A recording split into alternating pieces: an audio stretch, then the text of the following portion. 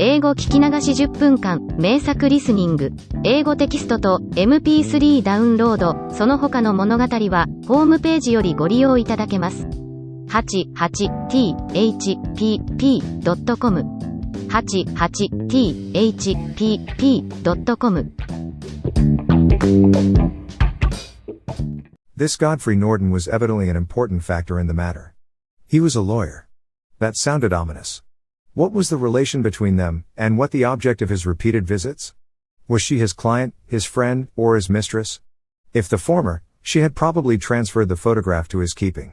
If the latter, it was less likely. On the issue of this question depended whether I should continue my work at Bryony Lodge, or turn my attention to the gentleman's chambers in the temple. It was a delicate point, and it widened the field of my inquiry. I fear that I bore you with these details, but I have to let you see my little difficulties, if you are to understand the situation. I am following you closely, I answered. I was still balancing the matter in my mind when a hansom cab drove up to Bryony Lodge, and a gentleman sprang out. He was a remarkably handsome man, dark, aquiline, and mustached, evidently the man of whom I had heard.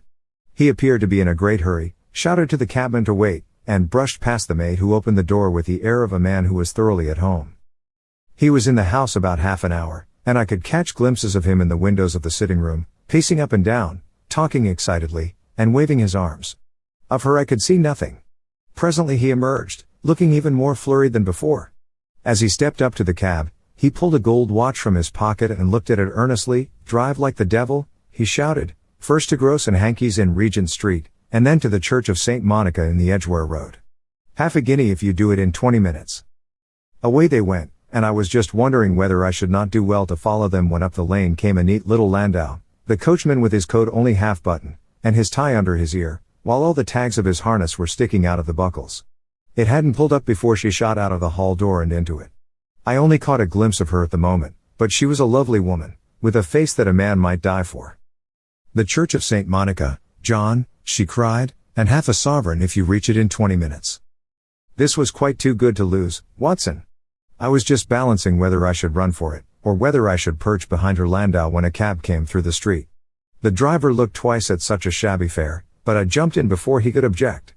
"The Church of St. Monica," said I, "and half a sovereign if you reach it in 20 minutes. It was 25 minutes to 12, and of course it was clear enough what was in the wind. My cabby drove fast. I don't think I ever drove faster, but the others were there before us. The cab and the landau with their steaming horses were in front of the door when I arrived. I paid the man and hurried into the church. There was not a soul there save the two whom I had followed and a surpliced clergyman, who seemed to be expostulating with them. They were all three standing in a knot in front of the altar. I lounged up the side aisle like any other idler who has dropped into a church. Suddenly, to my surprise, the three at the altar faced round to me, and Godfrey Norton came running as hard as he could towards me. "Thank God," he cried. "You'll do. Come. Come." "What then?" I asked. "Come, man, come, only 3 minutes, or it won't be legal."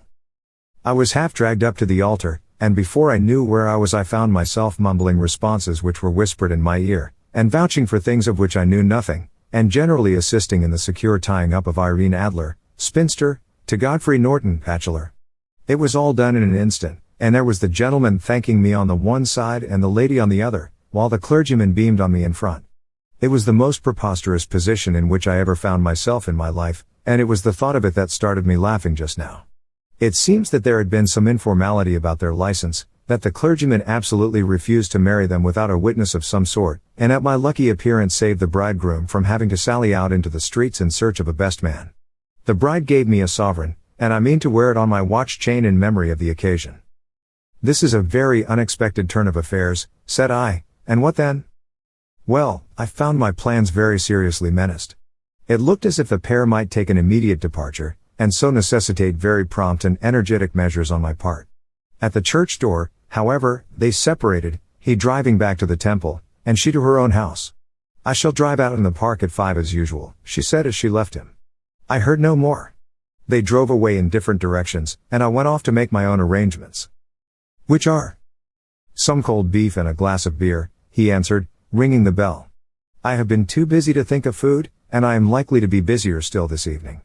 By the way, Doctor, I shall want your cooperation." "I shall be delighted." You don't mind breaking the law? Not in the least. Nor running a chance of arrest?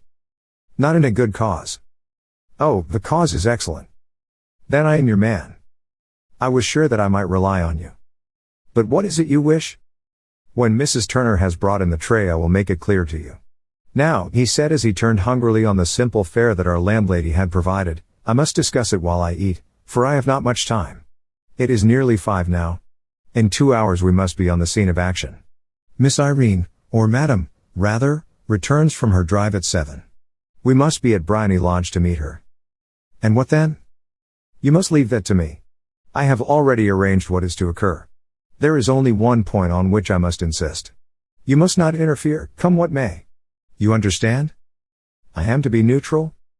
To do nothing whatever. There will probably be some small unpleasantness. Do not join in it. It will end in my being conveyed into the house. 4 or 5 minutes afterwards the sitting room window will open. You are to station yourself close to that open window. Yes. You are to watch me, for I will be visible to you. Yes. And when I raise my hand, so, you will throw into the room what I give you to throw, and will, at the same time, raise the cry of fire. You quite follow me? Entirely. It is nothing very formidable, he said, taking a long cigar-shaped roll from his pocket. It is an ordinary plumber's smoke rocket, fitted with a cap at either end to make it self-lighting. Your task is confined to that. When you raise your cry of fire, it will be taken up by quite a number of people. You may then walk to the end of the street, and I will rejoin you in 10 minutes. I hope that I have made myself clear. I am to remain neutral, to get near the window, to watch you, and at the signal to throw in this object, then to raise the cry of fire, and to wait you at the corner of the street. Precisely. Then you may entirely rely on me. That is excellent. I think, perhaps, it is almost time that I prepare for the new role I have to play. He disappeared into his bedroom and returned in a few minutes in the character of an amiable and simple-minded nonconformist clergyman. His broad black hat, his baggy trousers, his white tie, his sympathetic smile, and general look of peering and benevolent curiosity were such as Mr. John Hare alone could have equaled. It was not merely that Holmes changed his costume. His expression, his manner, his very soul seemed to vary with every fresh part that he assumed. The stage lost a fine actor, even as science lost an acute reasoner, when he became a specialist in crime. It was 6:15 when we left Baker Street, and it still wanted 10 minutes to the hour when we found ourselves in Serpentine Avenue. It was already dusk, and the lamps were just being lighted as we paced up and down in front of Bryony Lodge, waiting for the coming of its occupant. The house was just such as I had pictured it from Sherlock Holmes' succinct description, but the locality appeared to be less private than I expected. On the contrary, for a small street in a quiet neighborhood, it was remarkably animated. There was a group of shabbily dressed men smoking and laughing in a corner, a scissors grinder with his wheel, 2 guardsmen who were flirting with a nurse girl, and several well-dressed young men who were lounging up and down with cigars in their mouths. You see, remarked Holmes, as we paced to and fro in front of the house, this marriage rather simplifies matters. The photograph becomes a double-edged weapon now. The chances are that she would be as averse to its being seen by Mr. Godfrey Norton, as our client is to its coming to the eyes of his princess. Now the question is, where are we to find the photograph? Where, indeed? It is most unlikely that she carries it about with her. It is cabinet size. Too large for easy concealment about a woman's dress. She knows that the king is capable of having her waylaid and searched. 2 attempts of the sort have already been made. We may take it, then, that she does not carry it about with her. Where, then? Her banker or her lawyer. There is that double possibility. But I am inclined to think neither. Women are naturally secretive, and they like to do their own secreting. Why should she hand it over to anyone else? She could trust her own guardianship, but she could not tell what indirect or political influence might be brought to bear upon a businessman. Besides, remember that she had resolved to use it within a few days. It must be where she can lay her hands upon it. It must be in her own house. But it has twice been burgled. Pshaw! They did not know how to look. But how will you look? I will not look. What then? I will get her to show me. But she will refuse. She will not be able to. But I hear the rumble of wheels. It is her carriage. Now carry out my orders to the letter. As he spoke, the gleam of the sidelights of a carriage came round the curve of the avenue. It was a smart little landau which rattled up to the door of Bryony Lodge. As it pulled up, one of the loafing men at the corner dashed forward to open the door in the hope of earning a copper, but was elbowed away by another loafer, who had rushed up with the same intention. A fierce quarrel broke out, which was increased by the two guardsmen, who took sides with one of the loungers, and by the scissors grinder, who was equally hot upon the other side. A blow was struck, and in an instant the lady, who had stepped from her carriage, was the center of a little knot of flushed and struggling men, who struck savagely at each other with their fists and sticks. Holmes dashed into the crowd to protect the lady, but, just as he reached her, he gave a cry and dropped to the ground, with the blood running freely down his face.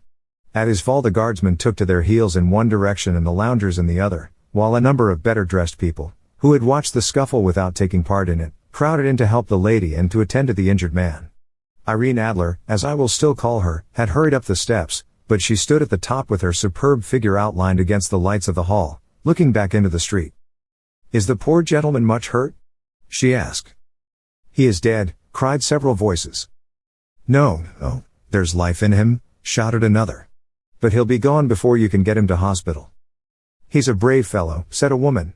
"They would have had the lady's purse and watch if it hadn't been for him. They were a gang, and a rough one, too. Ah, he's breathing now. He can't lie in the street. May we bring him in, marm?" "Surely. Bring him into the sitting room. There is a comfortable sofa. This way, please." Slowly and solemnly he was borne into Bryony Lodge and laid out in the principal room, while I still observed the proceedings from my post by the window. The lamps had been lit, but the blinds had not been drawn, so that I could see Holmes as he lay upon the couch.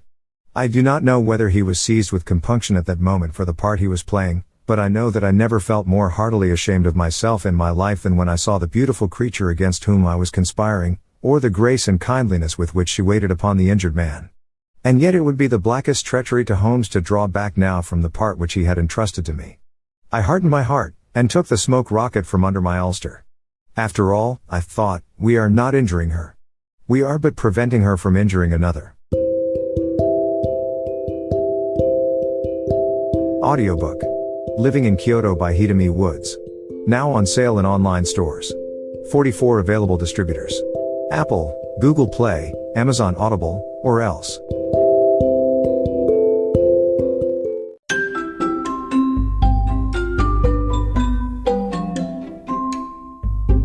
大好評。ヒデミウッズがデザインしたとっても可愛いオリジナルグッズが手に入る。トートバッグ、缶バッジ、ステッカー、T シャツ、トレーナー、パーカー、文具、その他いろいろ、エリゼン .com で見てみてね。erizen.com erizen.com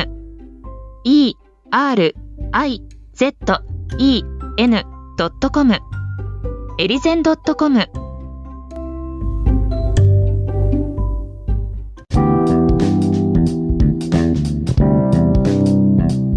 英語聞き流し10分間、名作リスニング、英語テキストと MP3 ダウンロード、その他の物語は、ホームページよりご利用いただけます。